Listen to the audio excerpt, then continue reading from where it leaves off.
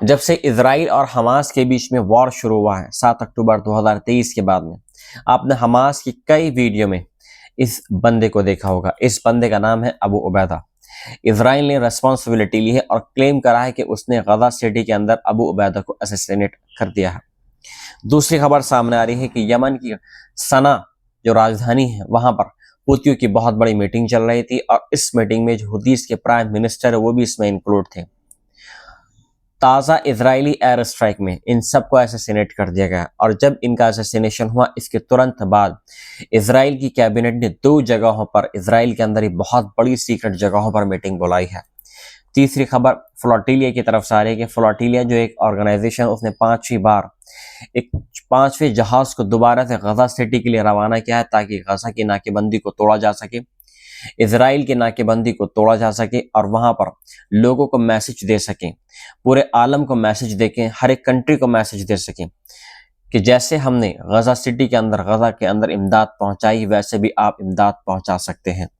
चौथी खबर सामने है कि जब सना के अंदर यानी यमन की जो राजधानी है सना में अटैक हुआ है, इसके बाद में वहां पर जितने भी हाई प्रोफाइल जो लोग हैं उनका असैसिनेशन हुआ है। इसके बाद में यूएन की जो बिल्डिंग्स थी, वहां पर जो वॉलंटियर्स वहां पर यूएन की तरफ से काम कर रहे थे उनकी वहां तब तोड़ दबिशें उन पर जारी हैं और यमन के हुतीज ने कई लोगों को इसमें गिरफ्तार किया है।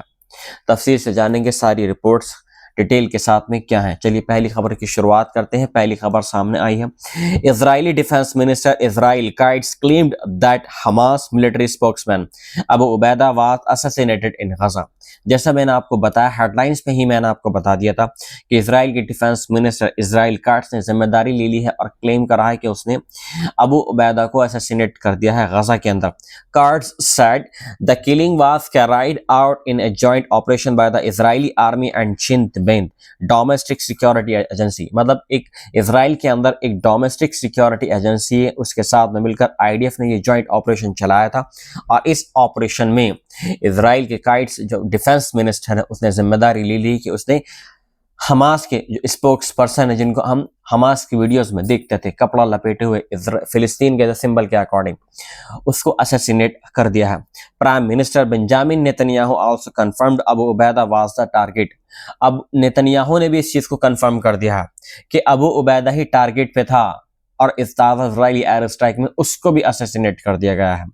Hamas has not confirmed Abu Ubaida's death yet, लेकिन हमास ने अभी तक पूरी तरीके से कोई कंफर्मेशन जारी नहीं किया है, कोई स्टेटमेंट जारी नहीं किया गया है बिहाफ ऑफ अबू उबैदा कि अबू उबैदा को एज ए डेड डिक्लेयर कर दिया है हमास ने। इसके अलावा since October 2023 Israel's war on Gaza has killed nearly 63,500 Palestinians and devastated the enclave which is facing famine।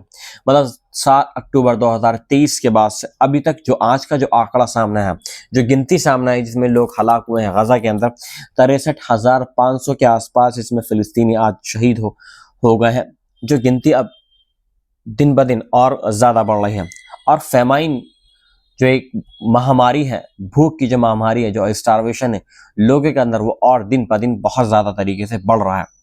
In November 2024, the ICC issued arrest warrants for Netanyahu and ex-defense minister Yoav Gallant for war crimes and crimes against humanity।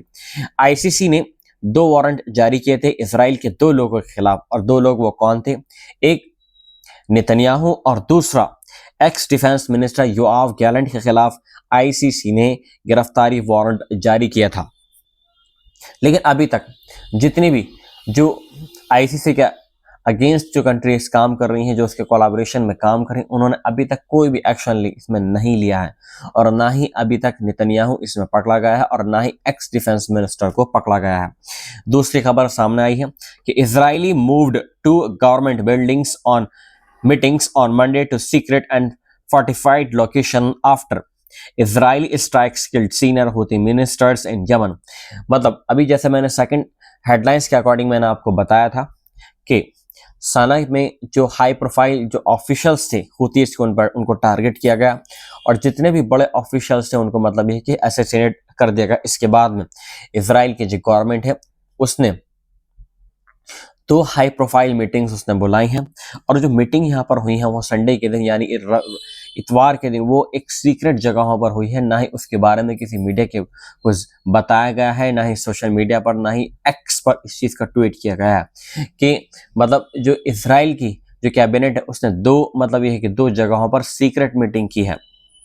इसके अलावा the Houthi group confirmed that its prime minister Ahmed Ghalib al Rahawi and several ministers were killed in an Israeli strikes.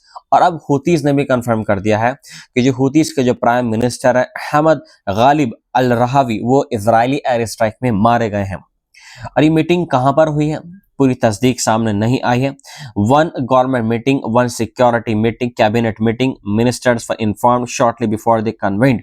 मतलब 2 यहाँ पर meeting हुई है। एक तो government की मीटिंग हुई है और सेकंड जो हुई है 1 सिक्योरिटी कैबिनेट मीटिंग। मतलब सिक्योरिटी की जो कैबिनेट मीटिंग है जो इसराइल के अंदर मतलब किस तरीके से सिक्योर करना है, कहाँ पर अटैक करना है, कौन लोग इसमें शामिल होंगे, इस सब के बारे में भी सेकंड मीटिंग हुई है। लेकिन सबसे एक अहम बात जो मतलब मिनिस्टर इसमें शामिल थे नेतन्याहू की सरकार के बिहाफ पर, उनको एंड टाइम पर भी नहीं बताया गया है। जब वो मतलब अपने ऑन द वे थे तो जब इजराइल की गवर्नमेंट ने सबको नोटिफाई करा कि आपको मीटिंग में आना है, आपको मीटिंग में ऐसी जगहों पर मीटिंग है, आपको कोई भी डिस्क्लोज नहीं करना है कि मतलब मीटिंग में कहाँ पर होने वाली है। तीसरी खबर सामने आ रही है कि फ्लोटिलिया ने अब दोबारा से गजा सिटी के लिए और जहाज रवाना किए हैं।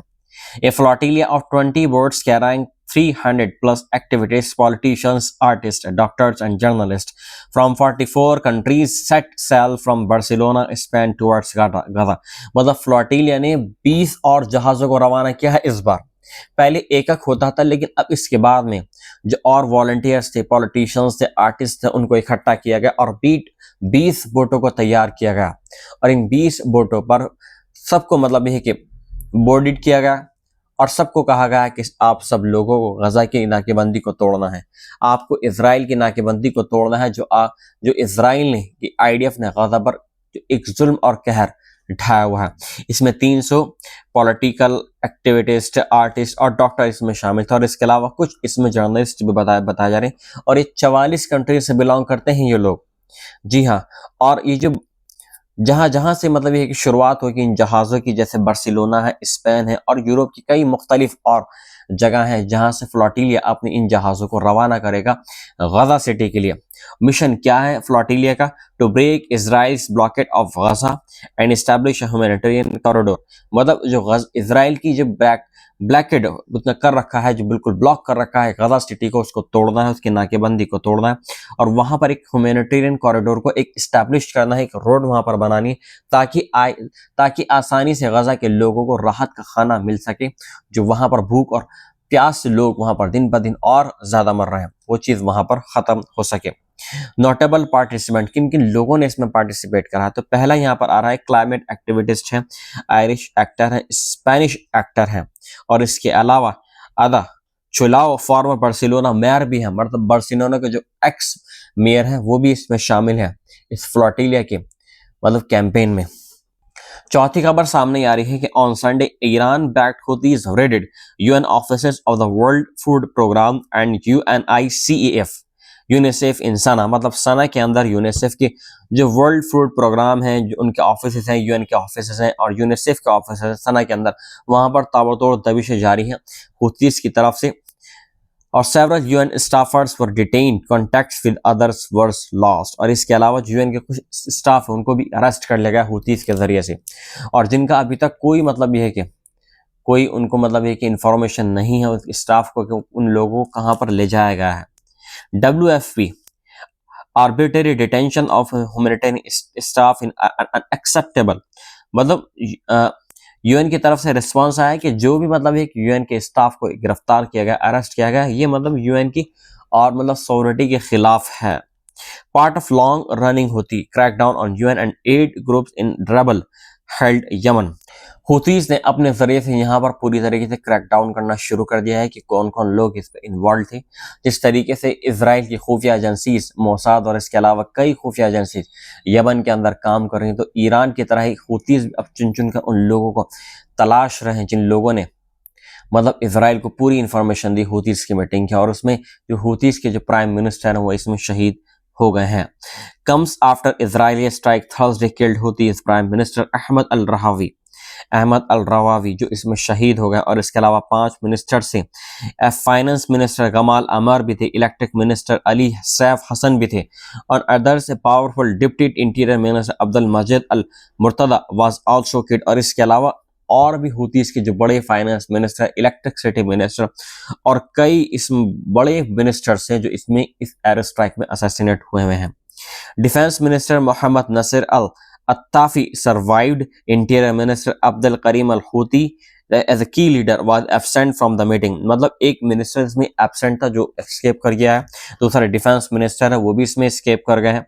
लेकिन अब इसके बाद में आज मतलब आज 1 तारीख है और आज सना के अंदर बहुत बड़े लार्ज स्केल पर इन लोगों का अंतिम संस्कार हुआ है, फ्यूनरल हुआ है।